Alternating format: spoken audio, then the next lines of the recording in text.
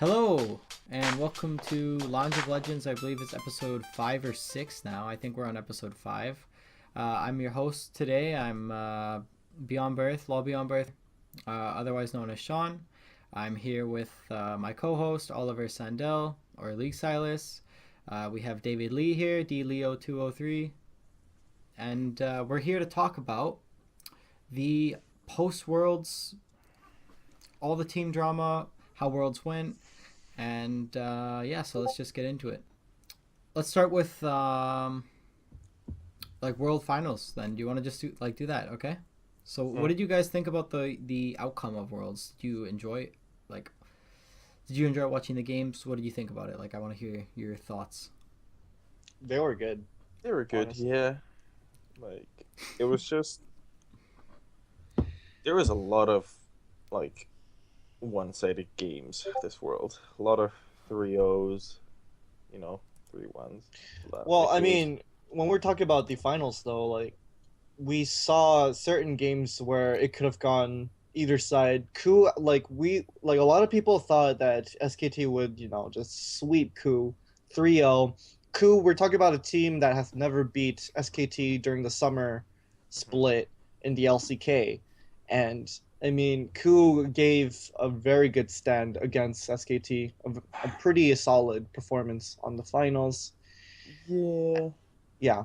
The thing about the finals, at least as far as I saw off the bat, was the Coup and SKT. I thought SKT would win. Okay, I thought that they would completely crush them, and it seemed as if they were doing so whenever Coup played their game. The thing that was the most upsetting for me, at least, was when Coup played the pick comp and they actually won a game, and they went from the pick comp that worked and they actually got huge leads to going back to playing SKT style and then getting shat on. That was sort of depressing for me. I was like, oh, come on, guys, you just played a pick comp. You got your only hope in there. Also, it's SKT. I think they could have 3-0'd, but they played all the early games uncharacteristically bad. I think they had a lot of a lack of respect, kind of, because when they had that poor, very poor early game in game 2, I was like, okay, it's SKT. There's no way they do it again in game 3, because game 2 they barely scraped out a win just because their team fighting was so crazy good. Amid their late game, they managed to somehow get it to late game. Martin's rumbles were on point, and just their team fighting just got them back into it, and eventually won the game. I was like, okay, game 3, no way they make the same mistake, because what's happening is every time it goes to late game, SKT's already proven they are the best team in the world. Their team fighting was the best at Worlds, bar none. Their shot calling was on point. Martin did a fantastic job. So there's really no point in risking the early games. You don't need to snowball early against Coup to get a win. If it's going too late, you're gonna win anyways, most likely. But then game 3, they give up those horrible early 4 kills onto Lee Sin and the river, where they run in one by one and just die. I was Tournament much?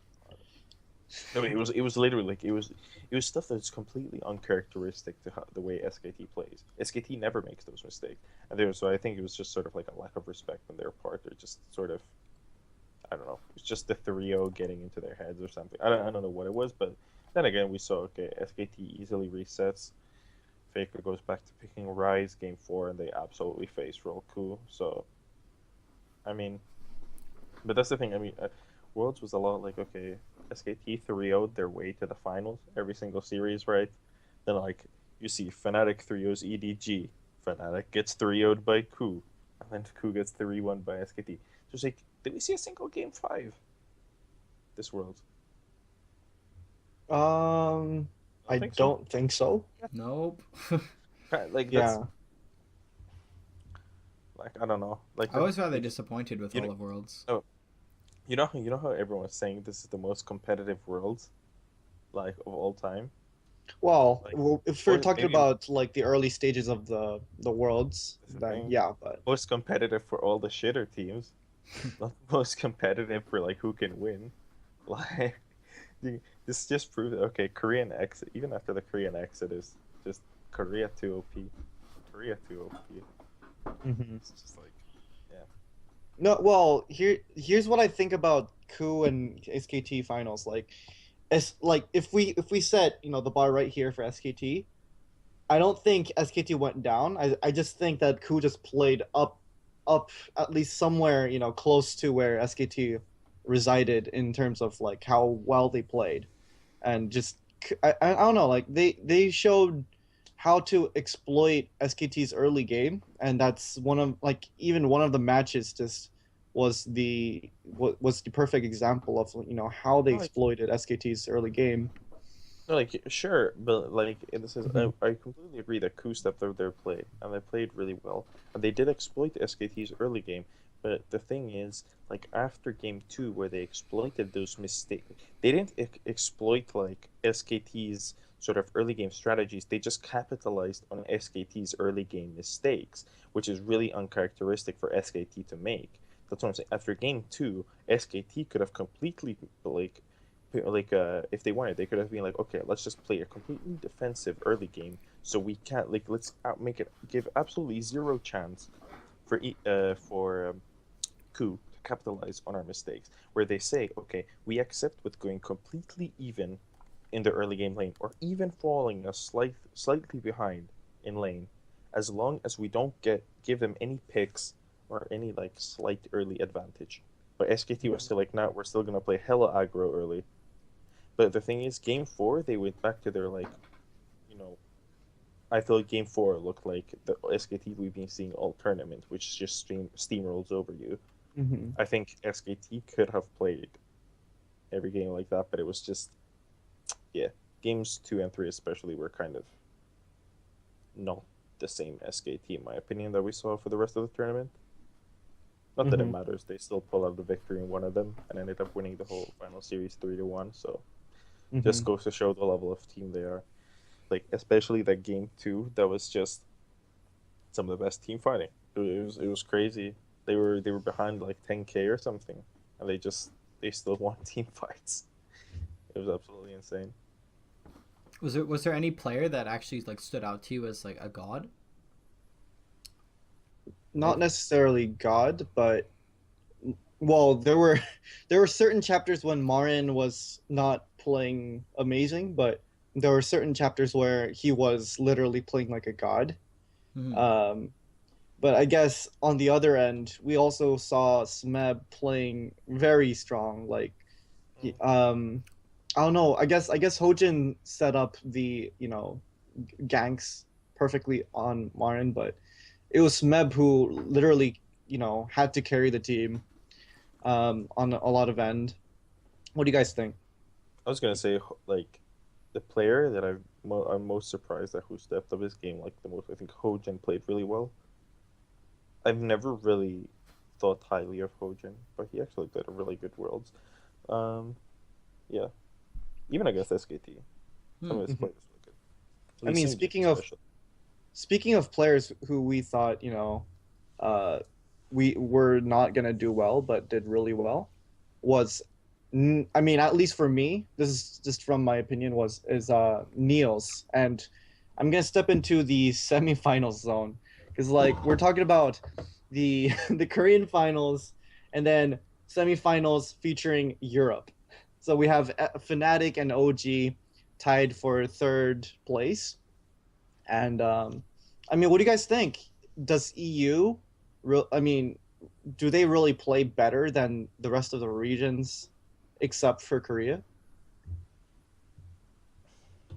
Mm, They have some Mm, really like Fnatic, for example, is such a established and good org, and mm-hmm, EU in the recent years they've just shown how to sort of foster and how to sort of bring up this like a lot more talent than for mm, example NA has, which is like for example Niels, he kind of came out of nowhere. It was just like he was scouted by OG and now he's amazing. We haven't really seen too much of that from NA recently. mm-hmm, So that's something I don't know.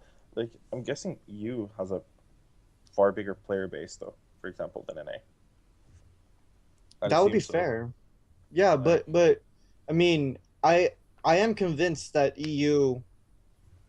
I'm gonna get so much hate from this, but I think EU is better right now. Right now, better than the LPL, the NA, and the LMS. Is that fair? I don't. I I don't don't know think so. necessarily about player skill as far as LPL goes. I think above NA, yeah, I would agree with that.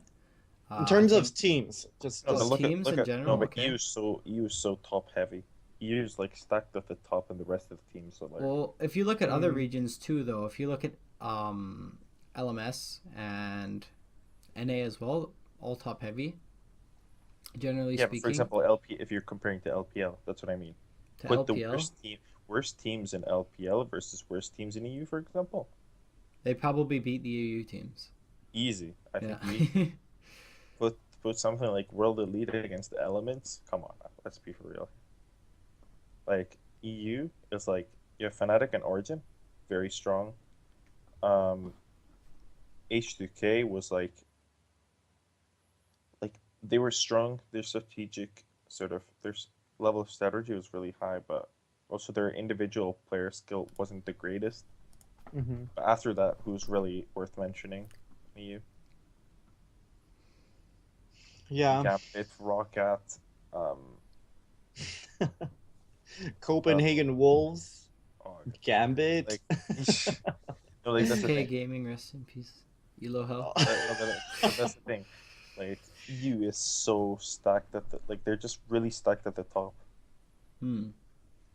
and yeah, If you define it that way, then of course the meta did really shift towards the top side, uh, and it is true that teams do perform better when the meta suits them better. But I don't know. I think team wise, like how they played strategically, how they really prepared for every and each game, I think EU has it better than like per se LPL. LPL we had like we've seen probably the worst showing um, so far at Worlds. I think um, we have LGD hype going on. We also had the IG, EDG hype. even IG. I was hyped about IG even. I Yeah. was so hyped about IG. Yeah, yeah, Cacao. But I mean, I made memes, man. I made IG memes like King Kakao returns from hell, and then he just mm, you know. The thing about LPL was I don't. Well, here's the thing that I feel about that. I feel like they have had a lot of sort of almost drama and coaching drama and external and all this stuff, right? They always, true. the EDG gyries and all these things about all these things, and I feel like that was sort of unfortunate that it happened just as Worlds came in, because I don't think that, for one, the teams didn't adapt very well to the patch, and another thing would be the coaching and things like that. So as far as that stuff goes, I'm not sure if that really dictates like the regional strength necessarily. Hmm. Maybe they got unlucky, so to speak. But I think in general, I would probably agree that EU is better than the other regions for sure, and I'm not sure about LPL overall just yet. Um, I I mean, mean, I put it guess. this way, like, cause this event was like the showcase event. Which team prepared better, right? Mhm. But LPL just like, well, I mean, of course you have like external factors that kind of influence their play. However, you see teams like the LMS teams like Flash Wolves and AHQ, and they performed. I thought they were better than the LPL teams, right? During the tournament. That's Yeah, Oh, how I'd agree far with I that. would Yeah. go. fair. Not only that, I mean, in fact, I think the LMS has caught up so far in terms of like meta and how well they train their players Yeah, to a point at which they could even perhaps surpass the LPL. Why? Why do I say that? It's because we see Taiwanese players training in Korea. They kind of respect the Korean meta, and they actually influence that kind of meta into their own games. To look at other teams, they prepare for them. I think they did really well. Who was it on the AD carry for HQ? Yeah, He did pretty good too. yeah. Even like I like Ziv especially. Hmm. Ziv, like since MSI, he's developed into I think a very very strong player.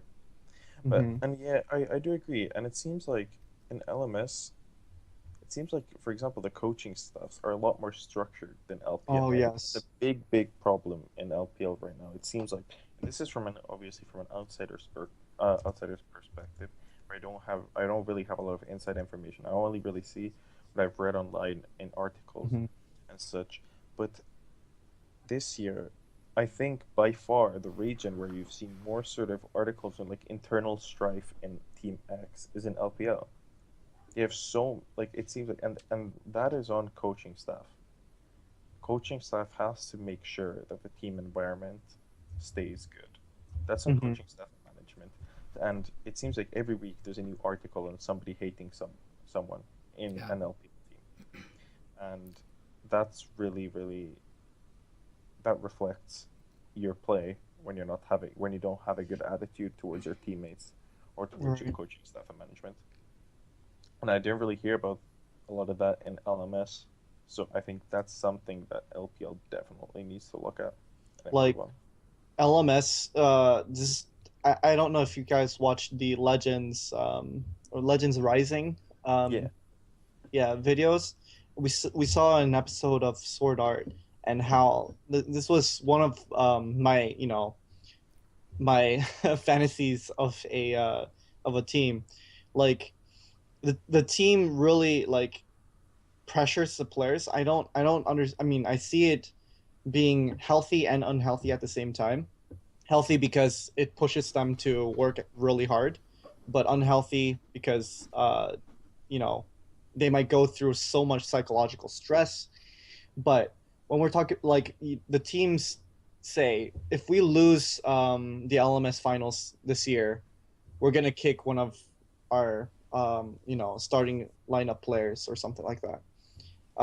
Previously, Sword Art was one of the victims of that criteria or that kind of tradition. But I think that kind of structure really made the players who they are right now. They've really stepped up, especially during it at Worlds. Hmm. Yeah, I think that uh, that sort of psychological pressure that's put on you as a player, at least mm, in the sense that maybe you don't want your teammates to get kicked, right? Hmm. Or maybe you do, maybe you don't. Like it creates a lot of like a lot more depth as far within the organization and within the team itself. Hmm. As far as just either saying, "Hey, oh, maybe you don't like your support player," and you say, "Well, I mean, maybe we don't make the finals, but we get in that third seed and we can get rid of this guy," or if they really really do like their players, they can like work harder or something. It could be a motivation or it could also be a demotivation. Hmm. Really depends on the The players. team, Yeah, yeah. the team. Um, But okay. anyway, yeah, I think we talked enough about Worlds. Yeah, I was just gonna say we should wrap up the worlds. Let's get into Hmm. some current event, boys. I just want to start in with let's just go into CLG. Before we go into the big bird in the room, or the big what's it called? That's not a good analogy at all.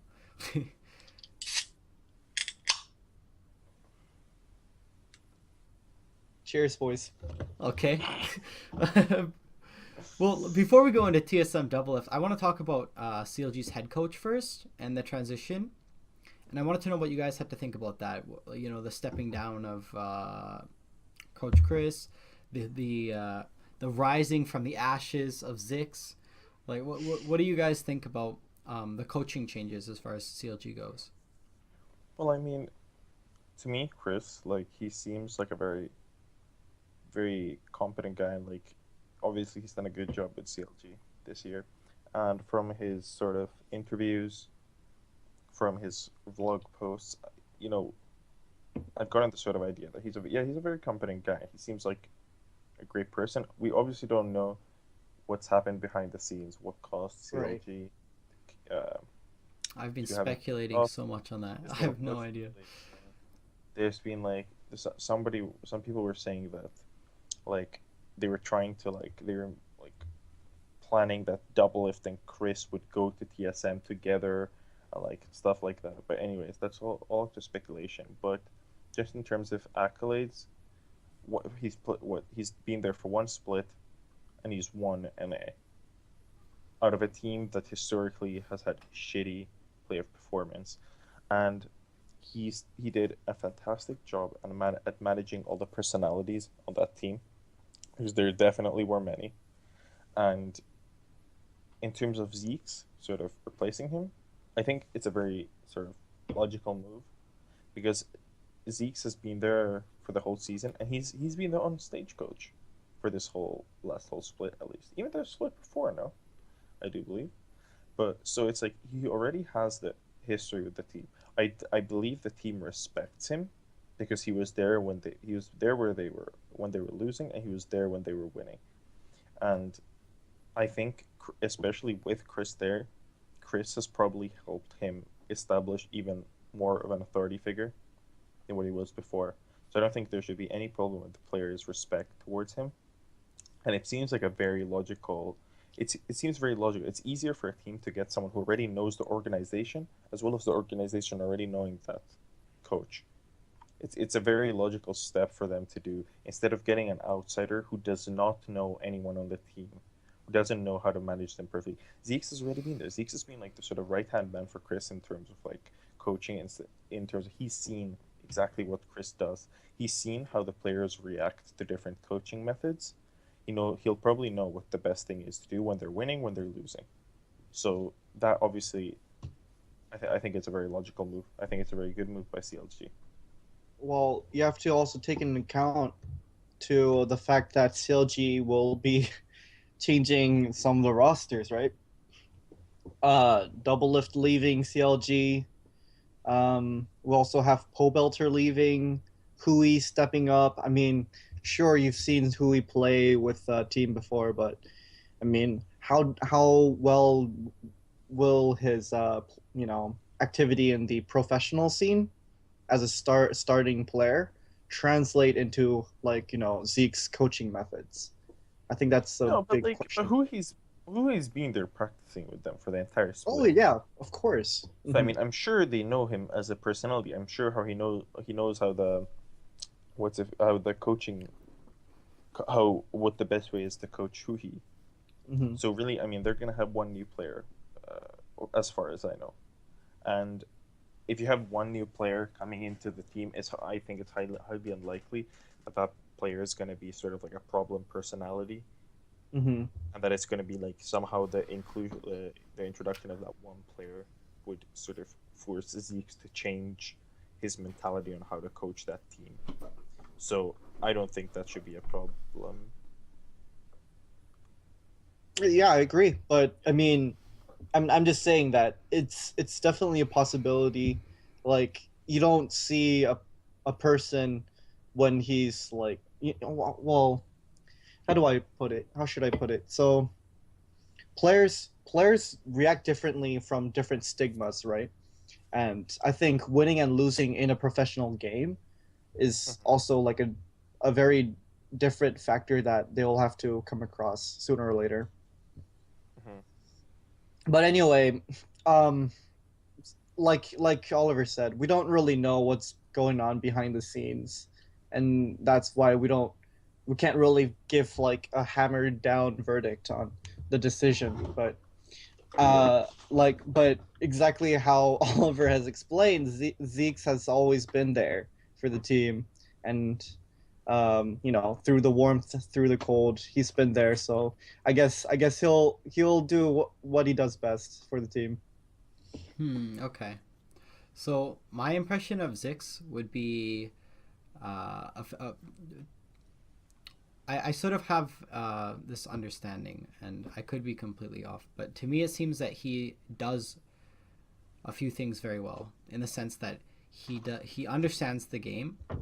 He does the pick ban and things like that, but Mm-hmm. more so than that, he understands what he wants. Okay, and so my impression of him seems that he understands what he wants and what information he needs and what his ideas are, and he will demand them. Like he will say, I want this, I could do this, he seems he may not have the presence, the sort of overarching, senior figure, to the full extent. Obviously, he's been working with CLG for I think three years now, and he's continuously risen up within the organization. Entering from an analyst position, going up to assistant coach, and now going up to head coach.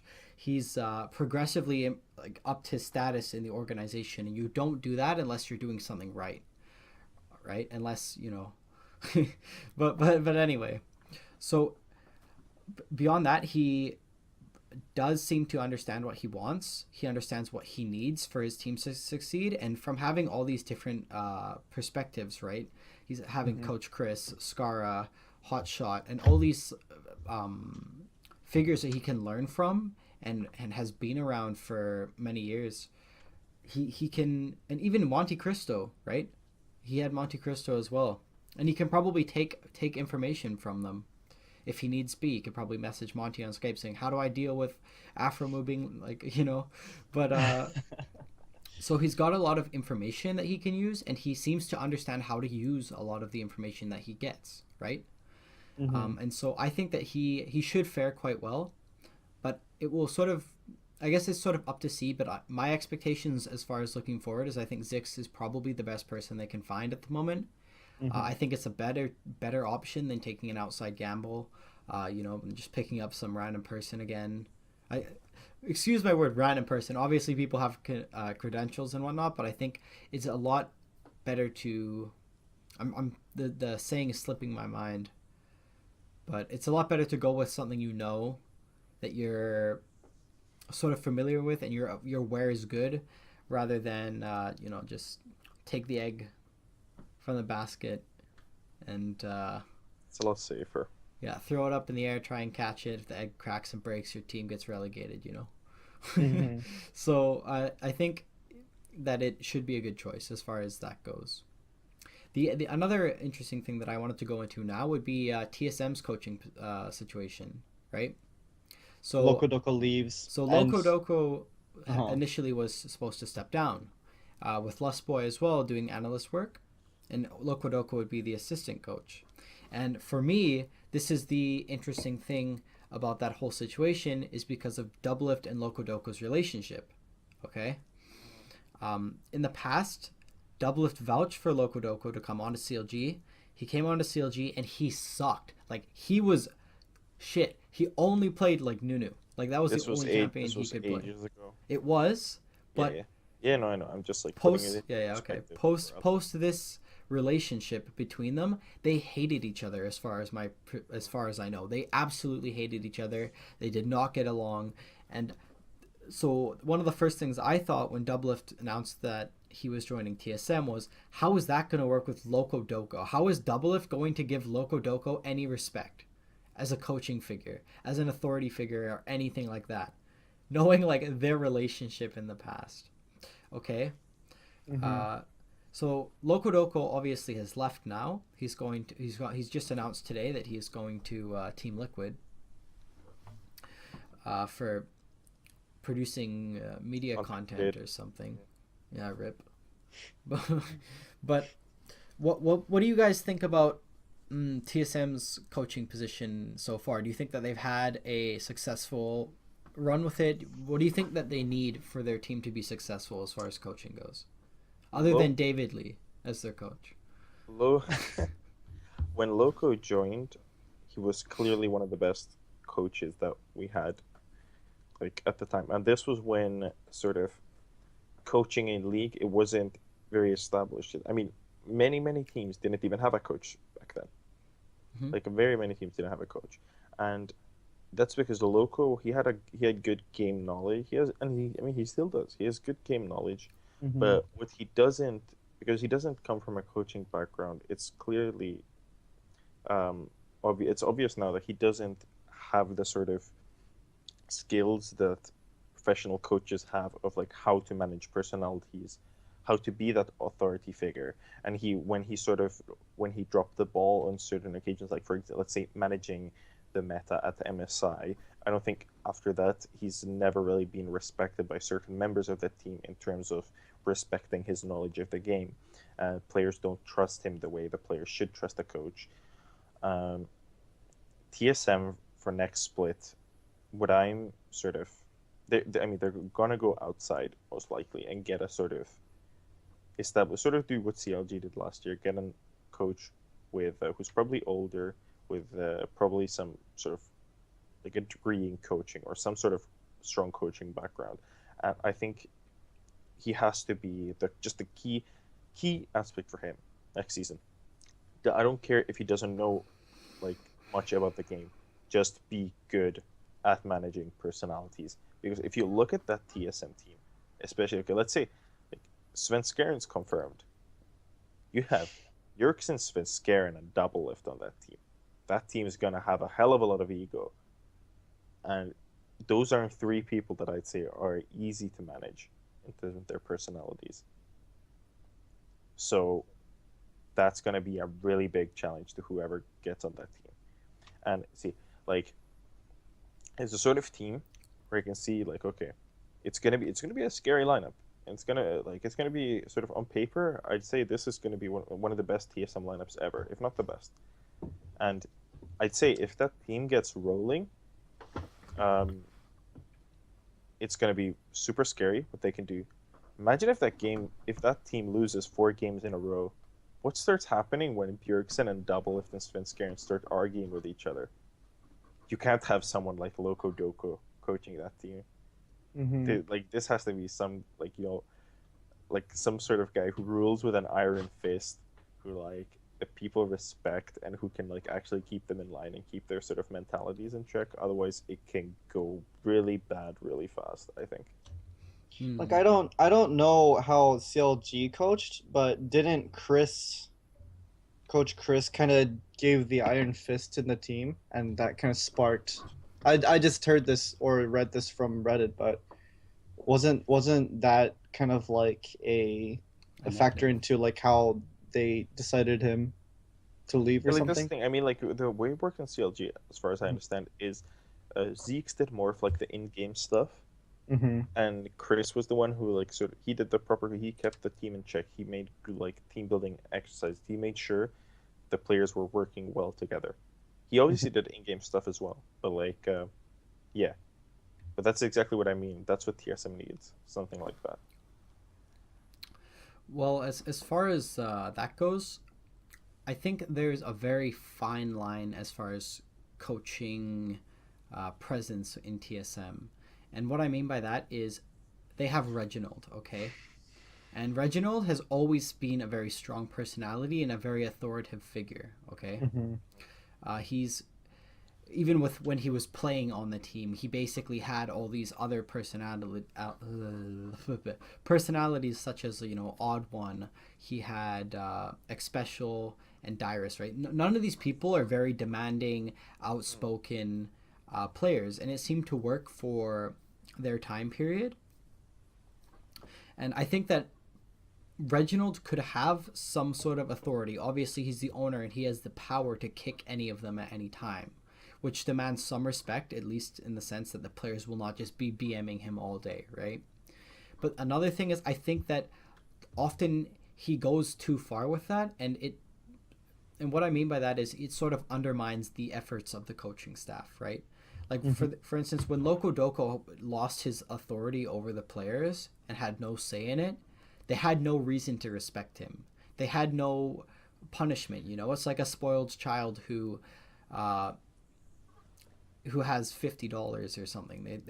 The parents can say, "Oh, you don't get to eat," and the parents don't have any authority because the kid can just go down to the store and buy food, right? Mm-hmm. I So do have. See, like I have a problem. Just like okay, it's not like if you're I assume when you're saying like the Reggie Costa was when Reggie took over coaching. I wouldn't say that that's the entire reason, No, but but like as in like when you were saying that when like Reggie for because like before like okay since MSI TSM had crazy struggles. mhm, They weren't doing well, and I mean that was still all on Loco Doco. yeah, for Like sure. then when in like it's only in like playoffs. That's like almost half a year later, when Reggie's like, okay, enough of this shit. I'm coming in. It undermined the fuck out of Loco's authority, and it pretty much ended Loco's coaching career with TSM. But I mean, I think Reggie also he's a really strong personally, but I also think he's a really smart person, and people often on like all these like Redditors, they don't give Reggie credit for actually how smart of a person he is. He's one of the smartest team owners we have. He makes really smart decisions, I agree. just like most of the time. And Most of I the time. think, well, yeah, obviously I'm gonna say most of it, but like I think he understands like if when he hires a coach, he's not gonna be stepping on his toes.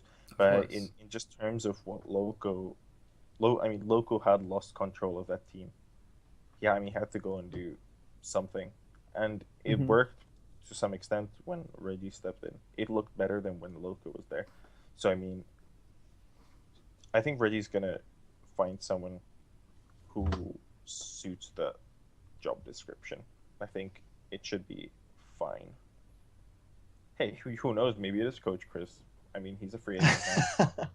Well, let's talk about Loco Doco for a little bit though. Like he left TSM for which team? Team Liquid, Team Liquid. and not as a coach, not even as a player, He says he doesn't but enjoy coaching very much anymore. well, I mean, if you think about what he had to go through, I don't think he would enjoy it. But he's in Team Liquid for what? He's doing a content, related He's a management content thing. creator and So, he's translating for Phoenix and Piglet. hmm and so that'll be interesting to see. In terms of coaching, though, like I've talked to several coaches, for example, Longzhu IM and certain teams elsewhere. They expressed how like some of them don't spend time with their players because they forget who's the boss. Like if you spend a lot of time with the players and like hang out with them, they forget that you're the boss. They could say anything they want, and it's like more often than not, the players are very egotistical, meaning that they sometimes I'm not saying all players do this, but sometimes some players go ahead of themselves saying certain things that they shouldn't be saying.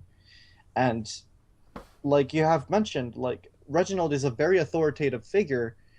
Um, I mean, like when you have that kind of figure in your team, you can't all you have to do is just oblige and obey to whatever Reginald has to say. But I'm just guessing and speculating that Loco Doco was more of a friend type of figure in the team, and once problems started to like disperse and start to to come out, I think people started to not trust Loco Doco as much as before, and I think that kind of just started the root of all the problems, the respect part of the player and coach relationship. What do you guys think? As far as I think that was a really good point that you brought up as far Hmm. as becoming buddy buddy with your players. Hmm. For example, when I'm coaching and my players are they want to play games with me or they want to talk to me about just like whatever. A lot of the time, I find if when I've done that and then they start to sort of snap back at me a bit and they make like comments or something. I say, "Oh, why'd you do this? This was bad," or whatever, and then they'll message me and be like, "Oh well." They'll sort of just be like a little snappy, like, "Oh, I don't think that's right. That's wrong. Like, you don't really understand the situation or something like that." And I just like instantly get on that and I said, "Listen, like, you have you this is out of bounds. Like I don't want you talking to me like that. You're like you have to really straighten them back on the narrow path, Hmm. like because if you don't and you let it further and further Hmm. that way, especially if you don't have the authority to kick them, right? Like Hmm. especially if you don't have the power to just say like you're done so, right? Yeah. I mean, to But add into here's that, yeah. Okay, go ahead. okay. Here's one thing though that I did notice about Reginald. Even though he does have the power and he does have the authority and the demanding respect from the players, he does seem to spend a lot of time with players as friends. In the sense that if you watch any of the TSM videos or whatever, you know they're all eating and laughing together, and he's making beer, giving money to Bjergsen, making bets for him to eat mashed potatoes and all this stuff like that, and like 1v1ing double lift and stuff like that, and just like sort of being friendly. And so that's a very fine line to walk, I suppose. Wouldn't you kind of metaphorically like create an analogy like of a father and child like relationship? Like you know how you can't swear to your parents. Don't ever do that, kids at home. Please don't do that. That's not good. But let's pretend that we're in like a father child relationship. Right. Yeah, you could hang out. You could have fun. You could be buddy buddy. But there are certain things that you have to follow, and I think the players have figured that out already with Reginald. Um, just the thing with Lokodoku is that he's also being paid to be a coach. He's also in like a contract with the players. The players and the coach in the esports scene is not so different. Like for example, in the NBA or the soccer or the football leagues, the coach or the general manager has so much power over the team that they can make the last decisions they want to make.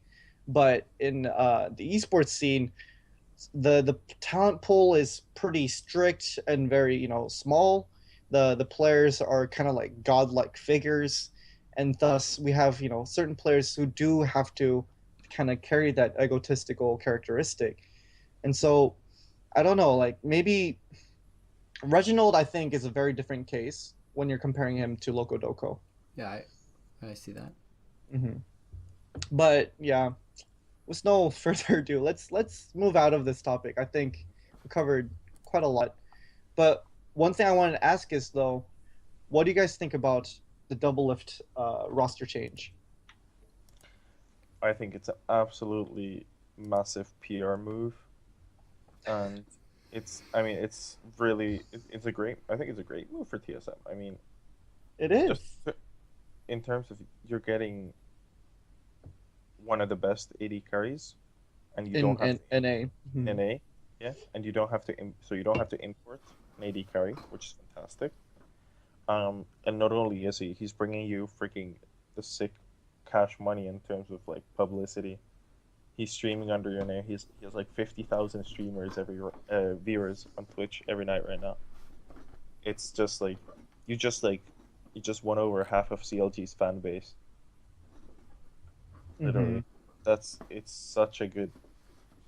It's a great move overall. I mean, what do you guys think about the drama behind CLG's, releasing announcement of Double Lift? Like, for example, I thought that the internal conflict in CLG was so big, like it's so messed up right now, to a point at which Double Lift had to leave. Yeah, like in terms of that, I mean it's see originally I was like, holy shit! For the first time in like years, we see Hotshot actually has balls. Like he makes some Hotshot every single off season they're talking. We're gonna make some moves. You may not like them. We're gonna make some radical moves. Brings in X Smithy. Oh yeah, like crazy moves. These roster changes though, like finally does something that's like this is gutsy, but he recognizes this has to be done. And then he loses all my respect by going on like Twitter like a whiny teenager. And he's like, I don't know, can we take a straw poll if I should like release all the information behind this? Because I feel so bad. There's so much pent up anger inside me. I want to talk about all this drama. What do you guys think? Should I post on this? Oh my.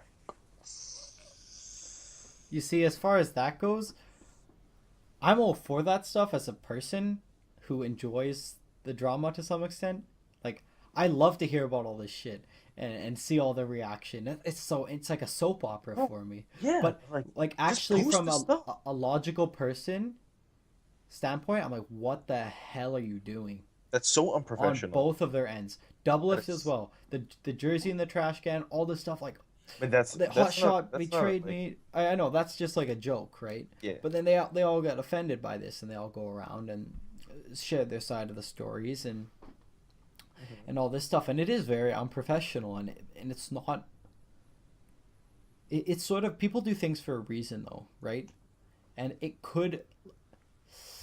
I think all this stuff that they say to each other and they talk about each other, say online. They probably have each other on. They have their phone numbers, they have their Skypes. They could probably say anything they want to say to each other through that, right? But Like but things are Sean, online for a reason, but Sean, like we must remember that the esports scene is so different compared to like actual sports scenes. of Um, course. if we talk about professionalism, there is a very huge blurred line between what's professional and what's unprofessional. And where we're talking about players who are like just over 16 years old, playing for thousands of dollars cash, for whatever month's contract they have, and I mean, more often than not, these guys aren't even college graduates. Not saying that being a college graduate is the world's most important thing, but you know No, the some point most of I'm them trying to aren't say. even finished high school yet. Well, yeah, exactly. Like these guys, I mean, not saying that these guys are stupid. I think they're all very bright kids, but I mean, we have these kind of education systems for a reason, like to build some kind of, um, how do I say it, a business manner, a business characteristic. But to add on that, this is an entertainment business. Therefore, making the most drama out of anything is a good thing for It's esports. beneficial, yeah. Exactly. Gets But the like I revenue think flowing. in the long run, it's something that Riot should implement as well. Like Riot should recognize that these are still a lot of these people are children. They're by no means adults. Um, Implement systems like make make seminars, make courses that are like obligatory for all the teams to attend in regions, where like these players are taught how do you handle social media responsibilities, how do you handle yourself as a professional player, especially when you're coming up from like some like challenger series. It's such a huge change, right? Or how do you handle yourself as a professional player? How do you handle yourself under stress from media? If Riot really wants to protect the players, like they say so often, they should really do this because right now a lot of their they're not really doing a hell of a lot to protect the players. Even something there's a lot of the talk about the anti-poaching rules protecting the players when in truth like the only thing that anti-poaching rules protects is the owners. People like Thorn have made videos on this, and it's very obvious that Riot has done very well. I'm not going to say very little, but they're not doing as much as they could to like sort of ensure the best quality of life Well, for the pro players.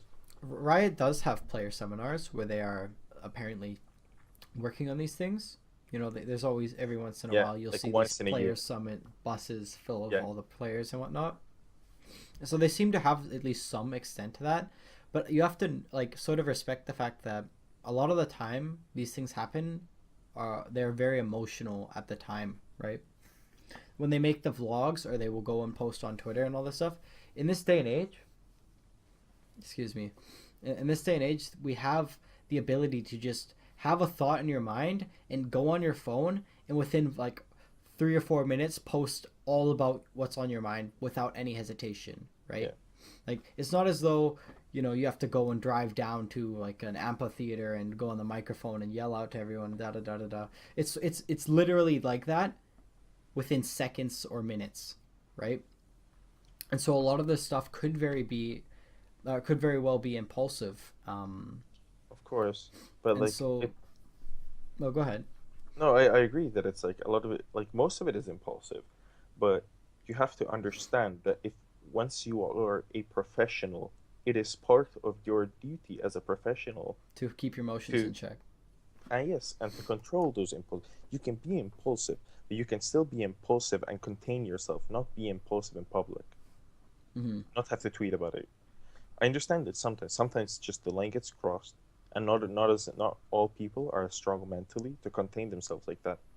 But that needs to be part of your. I mean, it's part of your job description. It just like once you're a professional, you need to be able to do that, and that's I know it's very very hard, especially for these young people. But that's what I mean. That's why I want these like I want if it's not right, I want the organizations to protect their own players and protect their own Yeah, organization by doing this.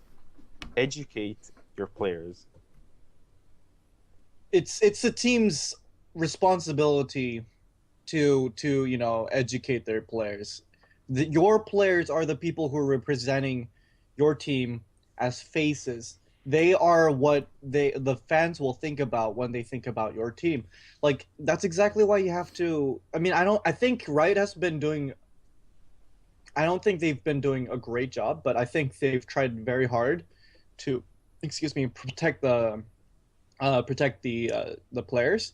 But I think it all comes down to how well the teams really manage their players. I mean, again, we're talking about kids who haven't even finished high school, or I mean, even if they did finish high school, some of these guys haven't even had real jobs really. Or even real relationships, as far like as to this extent, right?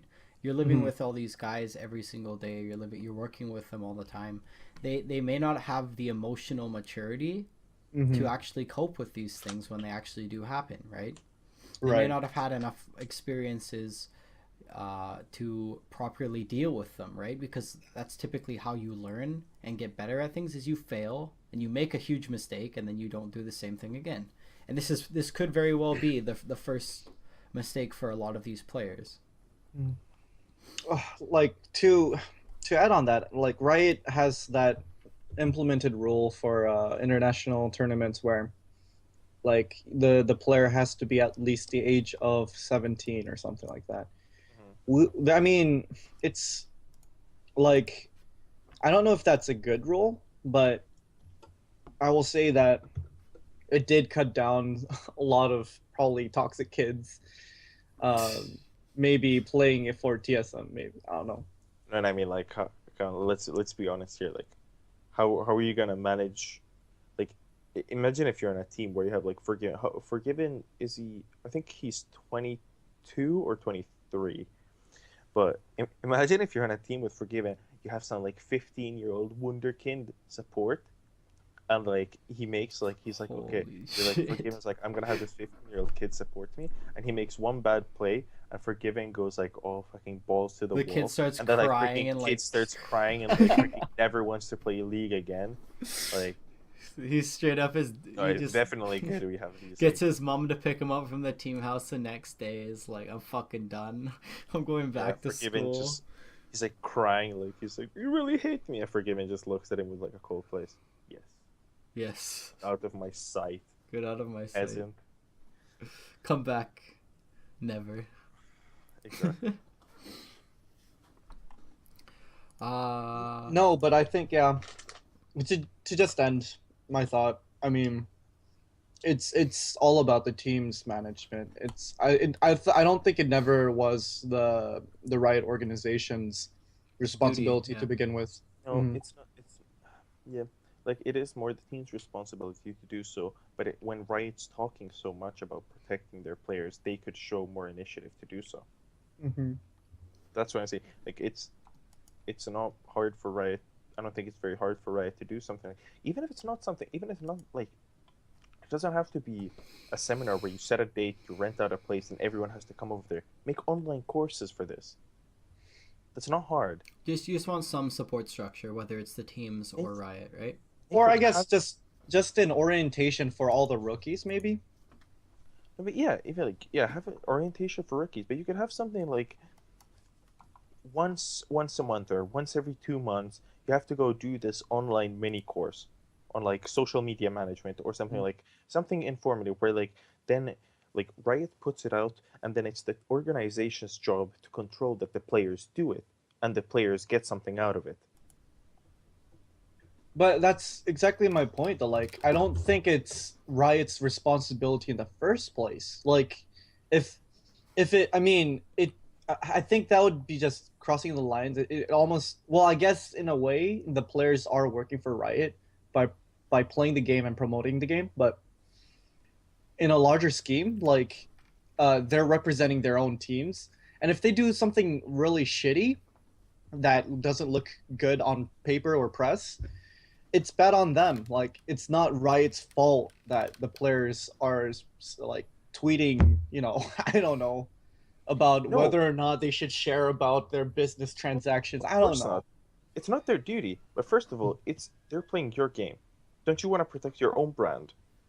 You want to have you want to have these respected players like playing your game. You don't want to have you want this like idea that all these pro players like are these like toxic like social media flamers, and it's not. I'm not saying like that's what I'm saying. It's not Right's responsibility to do that. What I'm saying is if I was like working high up in Riot, I'd want to do that. And with all the talk of protecting players, what have you done so far to show that you really do want to protect the players? If you want to do it, if you want to do it, then back it up. Do something like this. Mm. I think they could be doing way more to protect the players. I think they have like the ability to do so, but they choose to spend right now they chose to spend their like effort somewhere else. But I think it should be something to focus on. I think you'll never be able to effectively protect the players because it's all on them really. Like What do you mean? the players choose to make the mistake. You know what I mean? Like it's not. I mean, yeah. I mean, I totally agree that like you would probably want to protect your brand name, but right No, now, right look now, at like League of. Go ahead. no, in professional sports. There's in all of let's say NHL, NFL, NBA. There's not nearly as much sort of oh, what's the word for it? Well, not there's not nearly as much. Like I don't think there's much social media. Or I think the players are way more perfect. Like obviously, part of it's because like a lot of them are way older. But even the rookies in all of those leagues have shown that they're way more capable of handling social media responsibilities than most of the players in League of Legends in esports. Mhm. They sort of have the other players to look up to though, and they're more established, right? So like Mm. obviously all these while social media is still new, most of the the people they look up to, the figures, the coaches and the ex players or whatever that they grew up with or anything like that, they never did this kind of thing, right? And so Yeah, it's sort of like socially unacceptable, and it's almost like an outlier or a negative to do those kind of things. I know. So for the most part, people aren't interested in that. Whereas if we look at esports, as far as history goes, this shit's been going on forever. Like, I know. people have But been talking trash online since the beginning of time. I know, but don't So, you like if I was the organization, if I was right, I'd want to start changing that culture now. I know it's not going to be it's not going to be a fast process to do it, but I want to start somewhere. I want to like plant the seed of like non-toxicity now. Because right now, if the players have like something to look at, if the players like role model of like looking up to, so like older players like double man, you're not going to have a fun time when you talk about social media responsibilities. When like you have someone just like your role models leaking everything on stream. Like you have to start from somewhere, and you can't just be like I don't think you can just be like, well, yeah, in pro sports it's like this because they have all the role models to look up to. We don't really have that, but maybe it'll change one day. Maybe one day our yeah, I players are never going to said be it would better. change. You I'm know just what I'm saying. saying that's the I case. know, but I'm just saying like somebody has to take initiative I to agree. start making the change. Otherwise, it's always going to be that way. As far Otherwise, the as players. as far as Riot goes, though, I don't actually think there's that much incentive for them to do that. And obviously, like there's reasons that like could be the case, like the sense of they don't want obviously people who are toxic and flaming and doing all these things. Like they don't want Svenskeren changing his league name to Taipei Ching Chong and doing offensive things like that, right? Like they obviously and they find stuff like that and they get upset and they ban and they have this sort of punishment attitude towards that, and they don't want that stuff happening, right? That's obviously and so obviously changing the culture a bit could benefit that, but I don't think it's a huge thing that's on their priority list as No, far but as just think their it's duties. not a thing of sort of okay, we don't have like a, it's they shouldn't be looking at it from a perspective. Do we have like a great incentive? Do we have, can we make a lot of like profit out of this, whether it is like economical or profit or not? But it's, you want to show as a company, as the leading organization, that you care about the players, or like in all these like other major sports organizations, the leading body, it's always, well, it's like, well, and I know, I don't, what I know is that I know I watch a lot of NHL. So in there, like I've been saying this, like NHL have, for example, they have a players association. Hmm. Like league, I mean, Riot or league should, if Riot doesn't have that, then they should, like Riot themselves should be like controlling, showing that they absolutely care about the like professionals in the, they do really want to protect these players, because in NHL they always have the players association who argues for the benefit of the players whenever they're in negotiating deals, like bargaining, central bargaining agreements with the NHL. They're always like meeting halfway, they're talking, there's constant back and forth to protect the players, make sure that their rights are protected, that they don't have to deal with this. So I mean, you Well, need some, yeah, I mean, Oliver, I completely agree with you. I think Riot is actually doing poorly in that end. In fact, like in Korea, we have this organization called KESPA. It's like the Korean Esports Foundation or organization that wants to protect these players and the organizations and the esports scene itself, because it's, in Korea or at least in KESPA, they think that esports is a culture, or a cultural phenomena that people are kind of actually starting to learn what it is. But the funny thing about this topic is that in Korea, most of the players don't even have a Twitter account. Most of the players don't even have a Facebook account. We've never had to deal with this kind of problem in Korea before. So this is a very surprising and yet interesting topic to talk about, because all of the players in, say, the LPL, in EU and NA, they talk a lot online. They absolutely do. And I see how that could be a problem, and I see how you wish that the scene could be seen in a positive perspective, by, of course, protecting the players and their organizations. But I think it's also, I guess, the competitive integrity part of it is important. Like, we live in such a capitalistic era where the teams should do that kind of, like, they should be responsible for those kind of things, so that people actually recognize that team for being a legit team. You know what I mean? Like like the team should be like saying, yeah, we actually care about the scene and the players, and we're doing this for a good cause. And so the fans would, respect that team. I don't see how Riot Games, like Sean said, I don't think they don't. I don't see how they have like huge incentive to do it in a priority. But I completely agree with you, Oliver. Like, yeah. I do think that Riot Games should kind of do it, but you know, But in terms of, okay, if if that's not the priority, what is the priority for the Riot's esports section?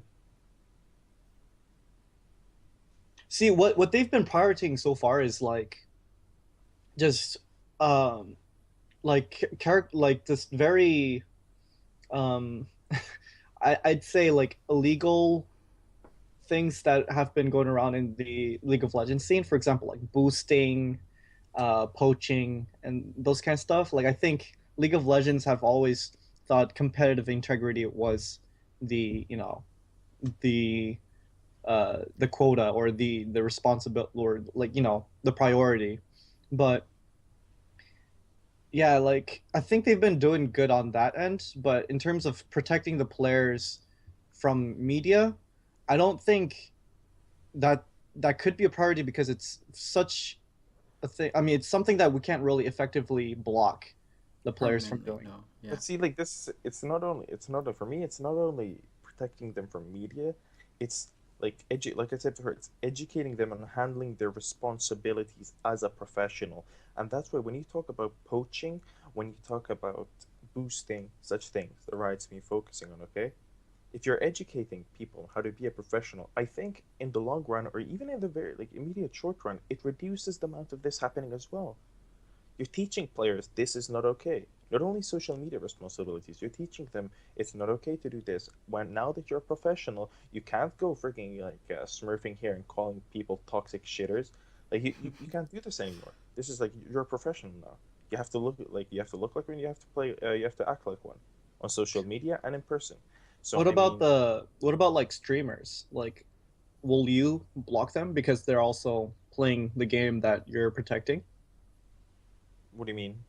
Like, I I mean, mean, you said how Riot Games should be protecting League of Legends as a brand. So, like, of course, educating the players to oh yeah, I do. mean, Mhm. I'm talking But what about about talking. streamers? Like, I think they also have a very big, you know, um, media coverage or Very much so. fan base. Like, do you think Riot should also influence their, their, I guess, their authority over the streamers? I don't see how they do that because they're not contracted to Riot. They're not really in any relation to Riot. The only thing they do is playing their game. They can send I mean, all they can really do is send guidelines to these streamers. Say, hey, we'd appreciate it if you're like that you do this, this, or this. But after all, I mean, the streamer like, if he wants, he can do whatever the hell he wants, whatever Mhm. makes him get the most views. Because I also think that the streamers are also a big reason why League of Legends is a big esport, really. Like, Yeah, they give it mhm, lot of exposure, for sure. mhm. But yeah, I mean, if Riot Games, if you're watching this video, please take steps in protecting your brand name and your players. Teach Well, them the responsible attitude. But anyway, go ahead. to even go further into that, Riot Games, if you're watching this video, is something I think that I would even value more so than media coverage and players being professionals is players having security. And what I mean by that is, you see these players, they come in for one, maybe two, if they're lucky, three or four splits, and they don't accomplish anything. They have like either a negative Good. interaction, they get relegated. They basically go like they either go and they're either they come into the game, okay? They make a very low amount of money. Generally speaking, players are not making ridiculous salaries, at least within NA and EU, I'd probably say. These players are not making serious amounts of salary, and if they don't accomplish anything, they come out of the scene without growing as people necessarily too much, and they're like 2 or 3 years behind in school. They don't have a huge amount of savings. They didn't make any like ridiculous branding. Like generally speaking, and as an average LCS player, like fifth to 10th team, okay, these players are not coming out of the uh, they're not coming out of the forest or the woods of League of Legends competitive gaming very well off, right? And here's a big problem that I can actually vouch for is within the challenger and I don't know if in LCS, I guess we saw this with Xiao Xiao, is a lot of people are not wanting to become pro players because it's way more logical to boost. Like Hmm. seriously, it is way more logical to boost. These players are making, you know, Just look at if Apta. not the same amount, if not twice as much as LCS players. They can stay in school and further their education or careers while they boost, and they don't have to deal with any of this stuff, right? And I Mhm. think that is an issue that needs to be addressed a lot more than social media stuff. Obviously, that is like something that would be good to be addressed, but I really think that this is a huge issue as far as talent pool goes as well. To add to that point, like, I think you're correct. You're absolutely correct. Like in Korea, I know a bunch of master tier, challenger tier guys, and a lot of them. I kid you not, so many of them are boosters. I won't say any names, but I would probably vouch for like I'd say 80% of the challenger scene. Oh, I don't know. I can't say that for sure. I don't know yeah, all of them, not but 80%, but I think a large percentage, probably a ridiculous amount, boost while they play or like regardless. Like they probably boost as a living. Like they need. How can you justify staying in this career path? You know, especially if you're not qualified for LCS or you've been relegated from LCS and trying to get back in year after year, split after split without like, how can you justify that? You're not progressing in life, and that's the problem. But go ahead, continue what you were saying about. No, I mean, you're absolutely right. Like you have to take steps into blocking that kind of lifestyle or life path It's almost so a that you culture. yes, so that you don't have more updos or dopas, whoever whatever you call them. You know dopa, right? Yeah, Or of updo? course, of course. The number one challenger in Korea. But like he's even, rumored to be better than Faker. But, you know, He says he he never can't wants He to play. be said in the pro No, scene. no, no, no, no, no. He played for Anarchy. Did you know that? He played for Anarchy, What? but but yeah, the Korean esports scene was like, no, you've boosted. We know that you've done wrong, therefore you're not allowed to play as a professional Right. for what 1,000 years, Ben. It's crazy. 1,000 years they actually banned him for a Something like thousand. that. I mean, Oh. we have like NA or EU players who are banned for toxicity Yeah, for like XJ9. Yeah. yeah, or even Incarnation, but his ban was removed. But if you don't want players like Dopa, then take steps to stop it. Like why do you make more Dopas or Uptos? There's so It's almost many. like they're breeding them with the way They're that the not. I don't think they're breeding them, but they're indirecting. They're indirectly. Yeah. indirectly creating these problems. Yes. I mean, the incentive to go pro if you're a very good player is very little. To add on Sean's point, like he said that the players don't have like a guaranteed safe life after their pro life. Not at all. I mean, more often than not, they're just gonna go back to boosting or create a larger incentive to boost. You know what I mean? So like, there's so many different ways to directly or indirectly stop these kind of problems, and I think Riot Games just hasn't really prioritized that. Um, but it's such a huge problem in Korea. I mean, you think that Korea has a big like player pool. Th- You have no idea. There's even more. There's so many more. There are middle schoolers who are boosting. I'm not even joking. They're like 15 years old who could play against challenger teams or challenger players, but these kids are boosting. You, I mean, Riot Games has to take steps into stopping these kind of crimes. This is like the basketball players who are selling crack instead of going pro.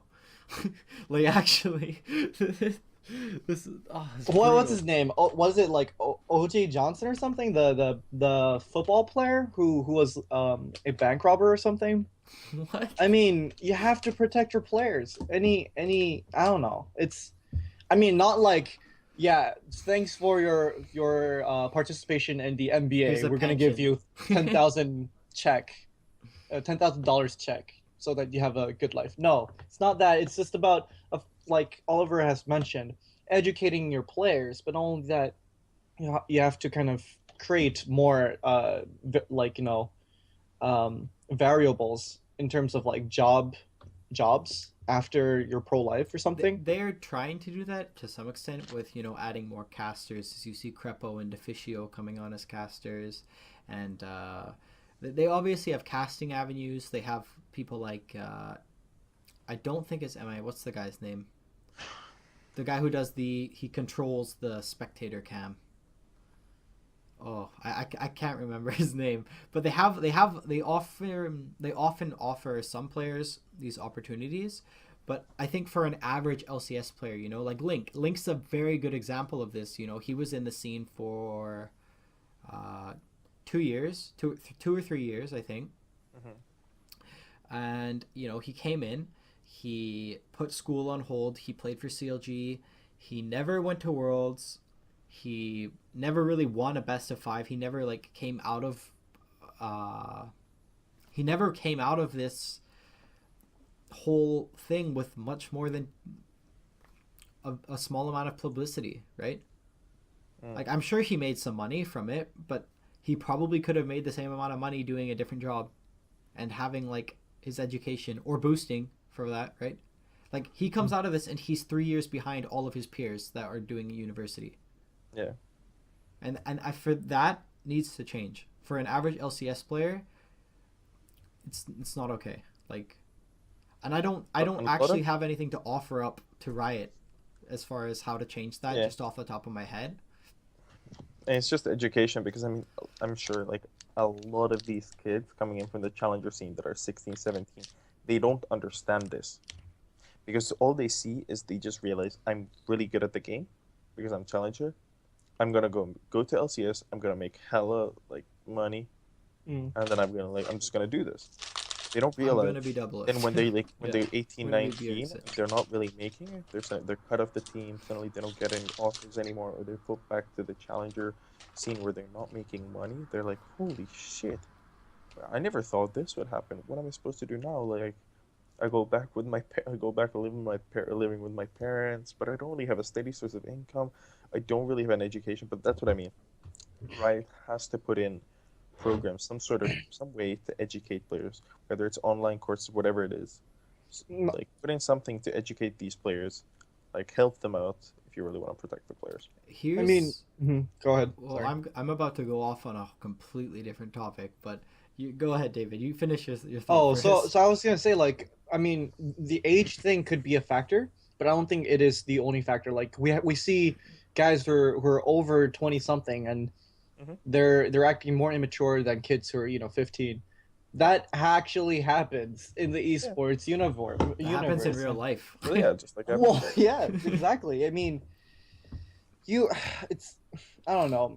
Maybe I mean esports is such a young culture that we don't we have so many things that we actually don't know about in terms of the esports scene.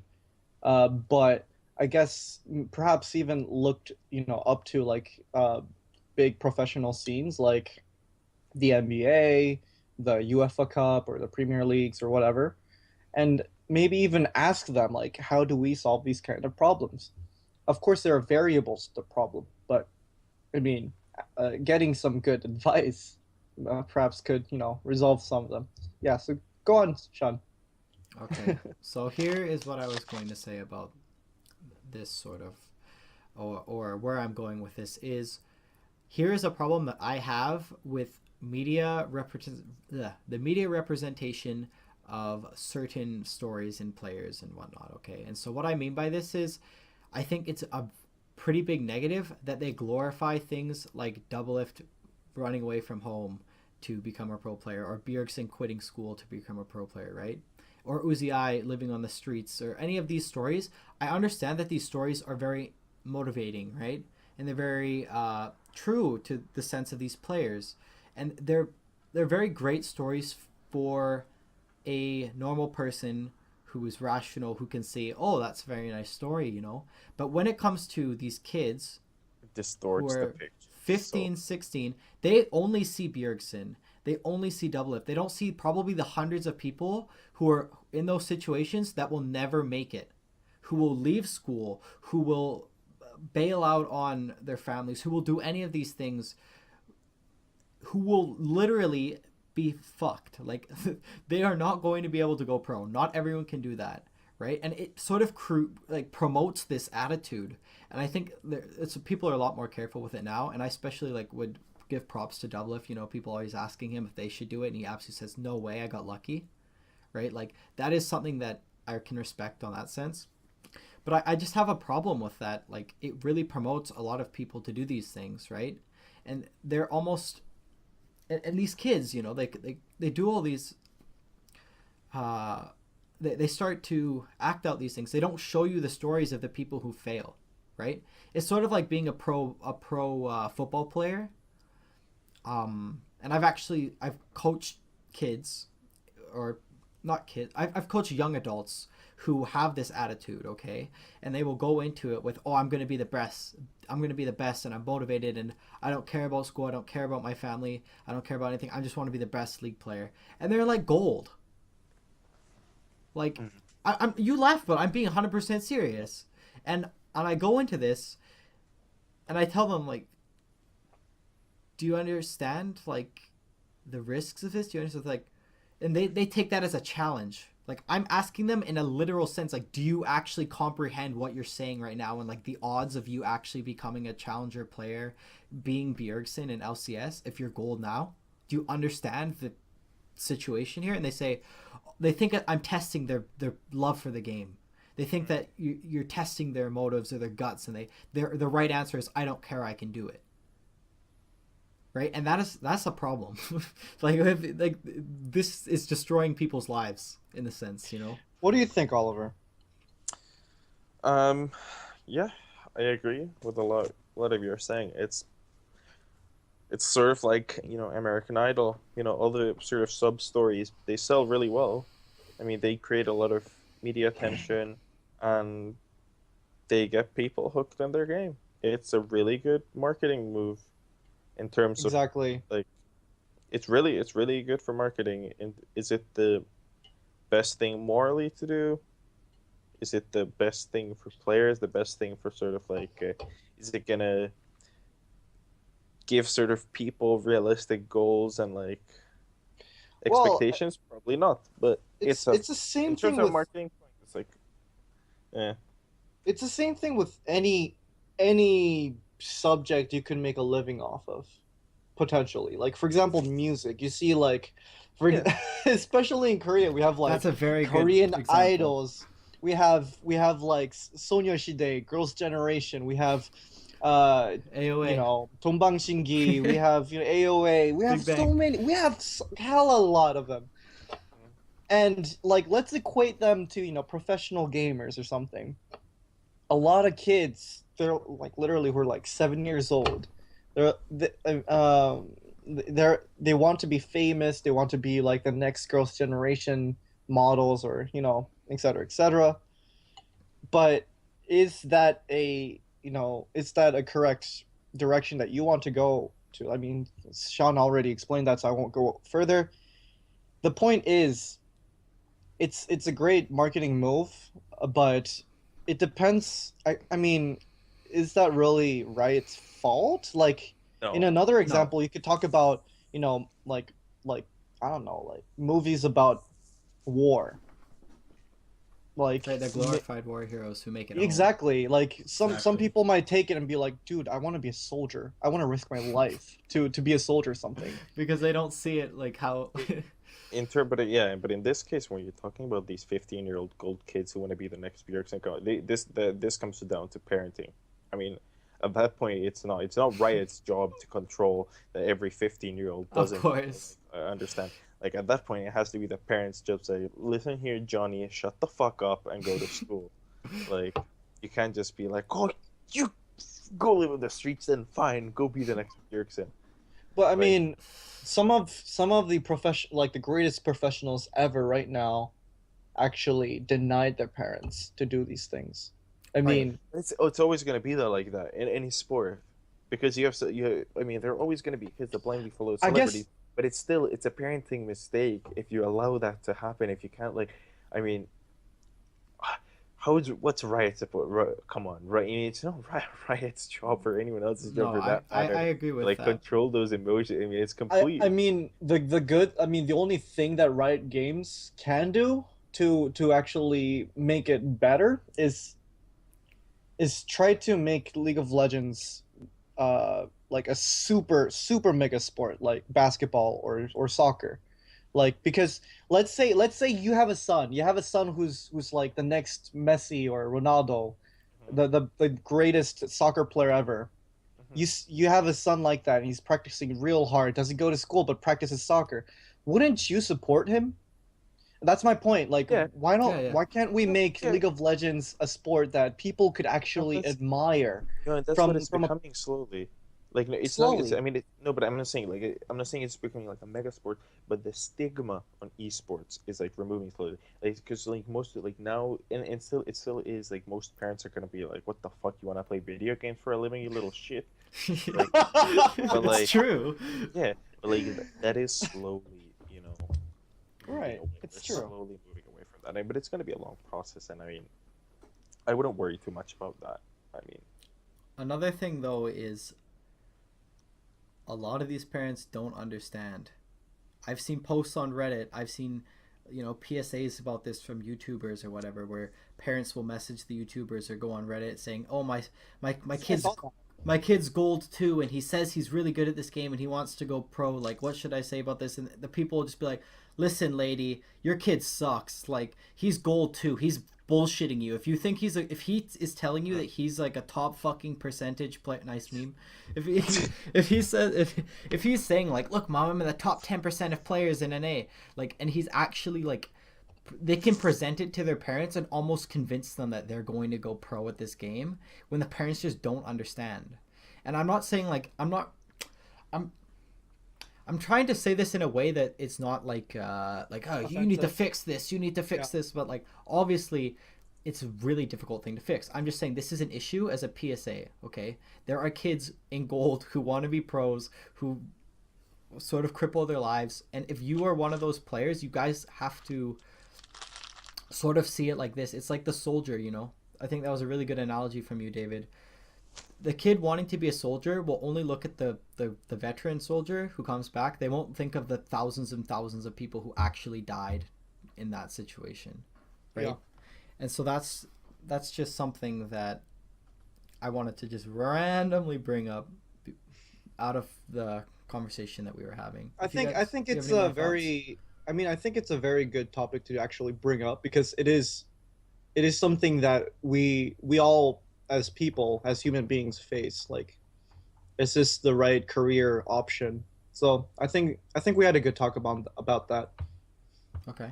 Let's do a general recap about what we talked about. We talked about just conclusions on Worlds. We talked about a little bit about TSM and CLG roster changes and their management changes. And lastly, we talked about how Riot can protect its brand name and the player and its community. Related a lot to the sort of social media outbursts by a lot of the players, right, and how players should be able to control that. Mm-hmm. And how players could be educated in the sense of being responsible. But anyway, thank you guys for watching. I am David. It's at dlee0203, and we have Shaun Beyond Birth. We also have Oliver, and we'll fit our Twitter accounts on the description below if you want to follow us. Check us out. In the next episode, we're going to talk about certain the off-season changes, roster changes, and all that jazz, including the drama behind it. So stay tuned. Do you guys have anything else to add? Yeah, just hyped up. So yeah, next episode, probably gonna be me and Shaun. Probably should be out within a week or so. Gonna be discussing all the roster speculation, the TSM and H2K drama, all that good stuff. So hope you guys can tune in. 5.5 fucking K. Exactly. See you guys next time.